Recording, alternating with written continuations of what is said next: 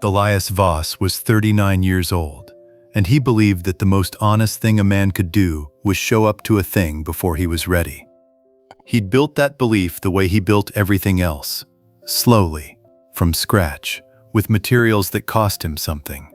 It was a Tuesday in February, Raleigh, North Carolina, the kind of night where the cold comes off the Neuse River and finds you through your coat, and the streetlights on Person Street make gold circles on the wet sidewalk that look like something a child would draw if you asked them what safe felt like.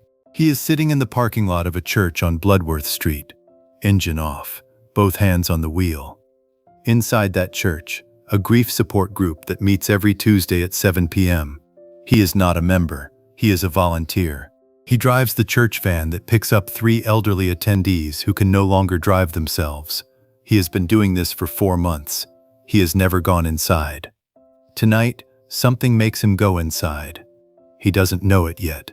But the woman sitting in the 3rd chair from the left, 2nd row, the one with a yellow legal pad on her knee and a pen she hasn't uncapped once, she is about to say something so quiet that only the 2 people beside her can hear it. He will be one of them. And what she says, and what he says back, will take 3 years to fully understand. Before we get into the story, stay with me. Here's something worth knowing about a man like Elias Voss. He repairs things for a living, not metaphorically. His job, senior maintenance engineer for the City of Raleigh Public Utilities, 14 years, is to keep the city's water and stormwater infrastructure from failing. The pump stations, the lift stations, the miles of buried pipe that carry what the city needs and what the city discards, and that nobody thinks about until they don't work. He has an expression his crew uses behind his back, affectionately. He can hear a machine thinking about failing. Not the failure itself, the thought before it. The specific frequency change in a pump running 0.3% outside its optimal RPM. The thermal signature of a motor bearing 3 weeks before it seizes. The vibration pattern in a check valve that means the disc is wearing unevenly and will crack in the next rain event. He notices what is about to go wrong before it does. He is 39 years old, 6 feet. He carries himself with the unhurried weight of someone who has learned that urgency is often a substitute for accuracy. He grew up in Lewisburg, North Carolina, a town of 4,000 people 45 minutes north of Raleigh on NC 401, where the tobacco fields go brown in October and the high school football games are the center of everything, and a man who fixes things is respected in a specific way that cities don't replicate. He has been divorced once, 4 years ago. No children. Quiet dissolution, the kind that arrives not as an explosion, but as a slow pressure drop, the kind he would have caught in a pump, but didn't catch in a marriage because the monitoring instruments for the 2 systems are completely different. He knows this. He has known it since the Tuesday in November 3 years ago, when he first walked into the Bloodworth Street Church, not for himself, but because the church had posted a volunteer request on the city's community board, and the request had been sitting there for 6 weeks, and he was the one who finally answered it. He has one specific habit. When he enters any room, he spends the first 90 seconds finding the person who is working hardest not to be noticed. Not the loudest, not the most isolated, the one in the middle of the room doing the most invisible work.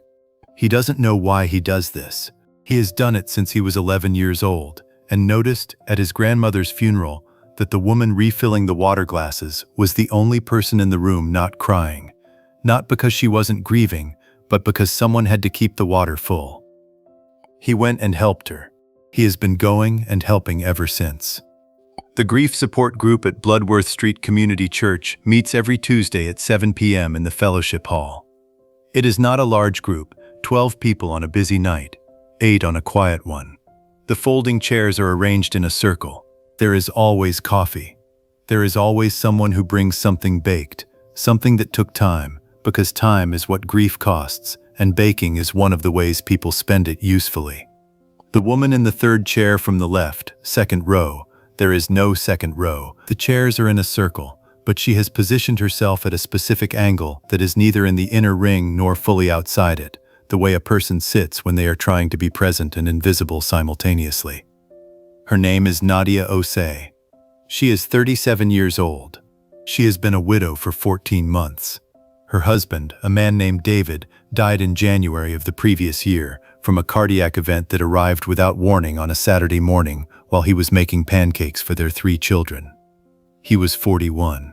He had no history. There was no warning. There was simply the ordinary Saturday morning, and then there was not. She has 3 children. Kofi, 11. Amara, 8. Theo, 5. She runs a small bookkeeping practice from the 2nd bedroom of the house on Glasscock Street, the house she and David bought 6 years ago and have been paying for with the specific calculation of 2 people who understood that a house is not an asset, it is a commitment to a place and a life and a future. She is paying for it alone now. She has not told her mother how close the margins are. She has not told anyone. She attends the grief group because a woman from her church named Celestine, 62, who lost her own husband 11 years ago and has the specific warmth of someone who has been on the other side of exactly this and came back carrying what she learned, told her. You don't have to say anything. You just have to sit in a room where people understand what time does. She sits in that room every Tuesday. She has never spoken. She brings the yellow legal pad because holding something makes the sitting easier. She has never uncapped the pen. Tonight, the group facilitator, a gentleman named Pastor Gerald, 58, who says very little and means all of it, asks the group if anyone wants to share something small. Not the whole story, just one small thing. The room is quiet for 11 seconds. Elias Voss, who has been standing near the door because he came inside for the first time tonight and didn't know where else to put himself, watches the room the way he watches pump stations, reading the pressure, noting the distribution, waiting to see where something is close to moving. Nadia uncaps her pen. She looks at the legal pad. She doesn't write anything. She says, quietly, not to the room, but to the 2 people nearest her, because the room feels too large. She says, I keep telling myself I'm fine. I keep telling the kids I'm fine. I keep telling my mother I'm fine. A pause. But at night I look at the other side of the bed and I think, who is going to choose me now? No one marries a widow with 3 kids. She says it the way you say the thing you have been holding the longest, without drama. Because the drama left it months ago, and what remains is just the true shape of the fear. Elias Voss hears it from across the room. He is not supposed to speak. He is a van driver, a volunteer. He drives 3 elderly people to this room and picks them up after, and that is the full extent of his role. He walks across the room anyway. He crouches down so he is at her eye level. He says 4 words, they haven't met you. Not a promise, not a performance. The specific statement of a man who reads what is actually there rather than what the surface presents. She looks at him. He stands up. He goes back to the door. He does not say anything else. Here's something worth knowing about that moment. Nadia Osei has been told, in the 14 months since David died, many things by many people. She has been told she is strong. She has been told David would be proud. She has been told the kids are lucky to have her. She has been told time heals, God provides, everything happens for a reason, the right person is out there, she is still young. She has been told, in various ways, that her grief is survivable. Nobody, until tonight, has looked at her. Not at her loss, not at her circumstance, not at the statistical improbability of her situation, and said something about her specifically. They haven't met you. 4 words. Subject, verb, object. The subject is a person she will become to someone who hasn't encountered her yet. She sits with this for 11 seconds, then she uncaps the pen. She writes 1 line on the yellow legal pad. She does not show it to anyone. This is what psychologists call affirmative witnessing. The specific act of being seen accurately by someone who has no obligation to see you at all. It is different from compliments. It is different from encouragement. It is the rare moment when another person's perception of you aligns precisely with the truest version of yourself, and you recognize it not because it flatters you, but because it is exact. It lands differently. It stays longer. She does not speak to him again that night. He drives the van home. He drops Mr. Cornelius at the house on Blount Street, Mrs. Adaisy at the apartment on Newburn Avenue, and old Percy at the bungalow on Edenton Street, where Percy has lived since 1974, and where Percy's dog, a beagle named Sargent, sits in the front window every Tuesday night waiting for him. He parks the van at the church lot. He drives his own truck home to the apartment on Lane Street. He makes 2 eggs. He eats them standing at the counter. He thinks, for the first time in 4 months of Tuesday nights, that he might go inside again next week. He goes inside next week, and the week after, and the one after that. He brings coffee. He says very little. He sits near the door. He watches the room the way he watches pump stations, reading the pressure, noting who is running close to capacity, staying close enough to help if something moves. Nadia is there every week. She still sits at her specific angle. She begins, gradually, to speak. Not much, 2 or 3 sentences, a memory, a moment with the kids that was harder than she expected. A small thing that David used to do. He always aligned the coffee mugs by handle direction, always left to right, and she still does it now without thinking about why. The group listens. Elias listens from the door. He does not insert himself. But here's the thing about a man whose job is to hear machines thinking about failing. He also knows what it sounds like when something is working better than it was. He can hear the difference in her sentences. Week 7 versus week 4. Week 11 versus week 7. Not the content, the structure. The way a sentence that has been carrying all its weight alone begins, gradually, to distribute that weight differently. He notes it. He says nothing. In March, 6 weeks after the Tuesday in February, he is putting the coffee urn away after the group ends and she is still in the fellowship hall, talking to Celestine, and Celestine sees him and says, "Elias, do you know Nadia?" He says, "Not really." Celestine, who has been watching Tuesday nights for 6 weeks with the specific attention of a woman who has been waiting 11 years to do something useful with what she learned, says, "You should." She walks away to collect her coat. Nadia looks at him. He says, "How are the margins?" She blinks. "What?" He says, "You mentioned a few weeks ago that the bookkeeping practice has been slower since January. Small businesses always lose clients in Q1. It usually recovers in April when tax season ends and they realize they still need someone." She looks at him for a moment. She says, "You remember that?" He says, "I listen when people talk." This is not a line. It is a statement of professional practice and personal habit delivered without affect. She looks at him for one more second. She says, "The margins are tighter than I'd like, but they're holding." He says, "Good. Tight margins that hold are better than comfortable margins that shift." He picks up the coffee urn. He carries it to the kitchen. She watches him go. Spring in Raleigh arrives the way it always does, grudgingly at first, the forsythia going yellow before anything else is ready. Then suddenly, and all at once, the dogwoods and the cherry trees deciding together that enough time has passed. He sees her at the group on Tuesdays. They begin talking in the parking lot after. Not by design, by the accumulated logic of 2 people who are both the last to leave because they are both the kind of people who stay until everything is done. He learns, Kofi plays chess and has been ranked 3rd in his age group in Wake County. Amara draws horses, not cartoon horses, architectural horses, horses with accurate musculature, the result of an obsession with a library book about equine anatomy she checked out at age 6 and never returned. Theo is 5 years old and believes, with complete conviction, that clouds are made of marshmallows, but that you can't eat them because they belong to birds. He says, when she tells him this, "Theo's not wrong to think they belong to something." She looks at him. She laughs. The full one, the one that surprises her. He notices. He files it.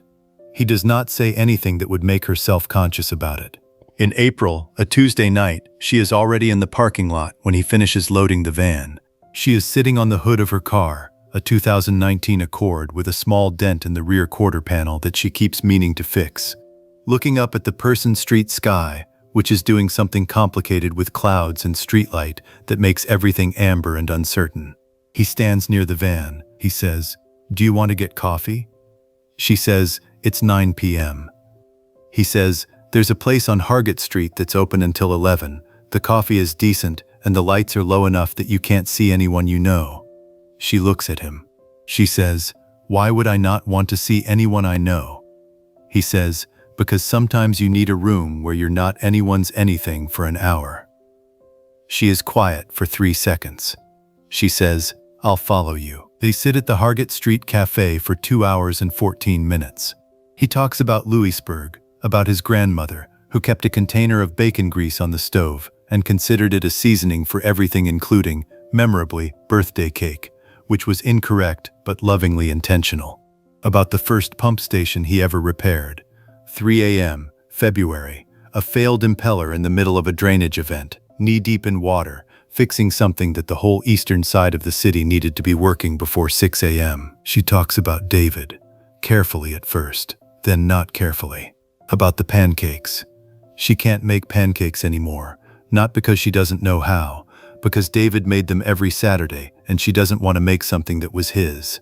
She has been serving the kids cereal on Saturdays, and Theo has started calling Saturday cereal morning with the matter-of-fact adaptability of a 5-year-old who understands that things change without understanding why. Elias listens. He does not say, "I'm sorry." He does not say, "He sounds wonderful." He does not say anything for 40 seconds. Then he says, "What did he put in them?" She says, "What?" "The pancakes. What did he put in that made them his?" She thinks, "Cinnamon, and he always let the batter rest. He said it made them lighter. I always thought he was stalling because he didn't want to be away from the coffee maker." Elias says, "Resting the batter does make them lighter. The gluten relaxes." She says, "Are you defending David's pancake method?" He says, "I'm saying he was right." She smiles. Not the full one yet, but the beginning of it. This is what psychologists call grief integration. Not the ending of loss, but the gradual incorporation of loss into a life that continues, not moving on, moving with. The person who is gone does not disappear. They become part of the architecture. It is different from healing. It is slower and more precise. And it requires, almost always, someone who is not afraid to say the name of the person who is gone. In May, she invites him to Kofi's chess tournament at Broughton High School. He shows up. He sits in the 3rd row. He watches 11-year-old Kofi Kane. Kofi took his father's last name, David's last name, and she kept her own, Osei. And the children have both, hyphenated, play 6 games in 4 hours with the specific focused patience of someone who has learned that the game is won long before the final move. Kofi wins his bracket. He stands up when they announce it. Nadia, 2 rows ahead of him, turns at the sound of someone standing. She sees him. He sits back down. Later, in the parking lot, Kofi shakes his hand and says, "Did you play?" Elias says, "Not well." Kofi says, "I can teach you." Elias says, "I'd like that." Nadia watches this exchange from 6 feet away. She does not say anything. She drives home thinking about a man who shows up to things before he is ready, and sits in the 3rd row and stands when a child wins. Naim Unstruning. In June, on a Saturday, he comes over to look at a problem with the house on Glasscock Street.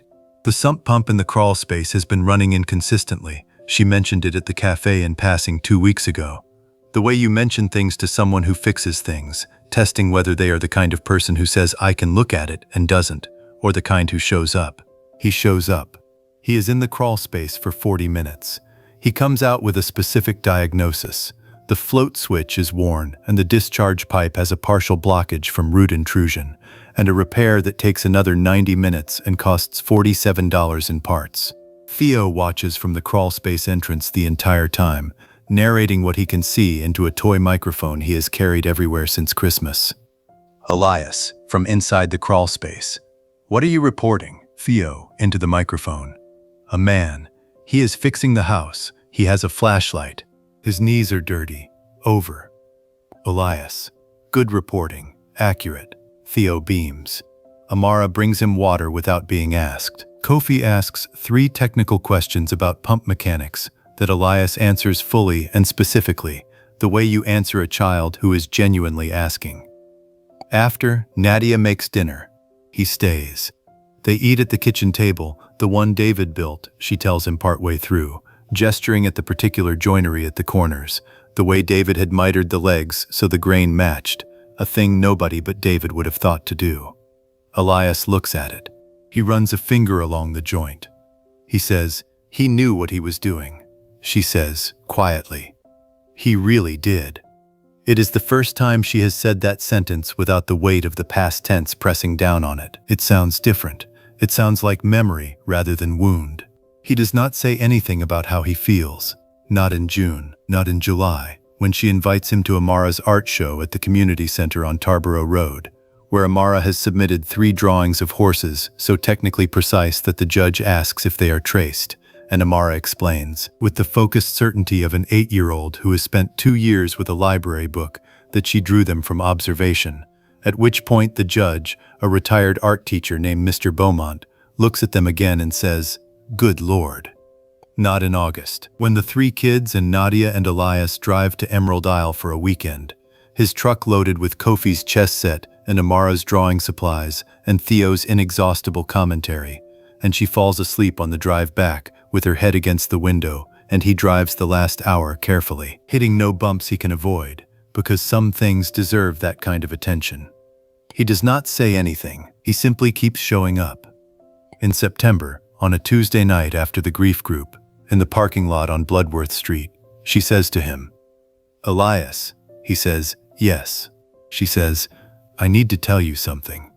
He waits. She says, "I'm scared. Not of you, of what it would mean if." She stops. They need consistency. They need someone who understands that this is not just that I come with. She stops again. He says, 3 kids. She says, 3 kids.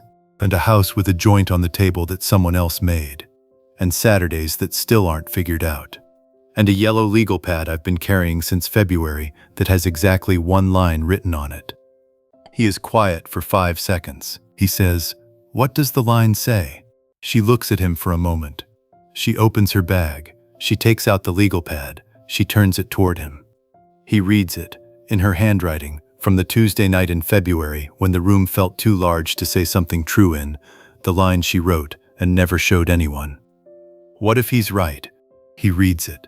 He looks at her. He says, "Can I show you something?" He reaches into the left breast pocket of his jacket. He takes out a small folded piece of paper. He hands it to her. She unfolds it. It is a work order from the Raleigh Public Utilities Maintenance Log, dated the Tuesday in February, the same night. The work order is for the Bloodworth Street church van. It was submitted at 4:17 p.m. that afternoon.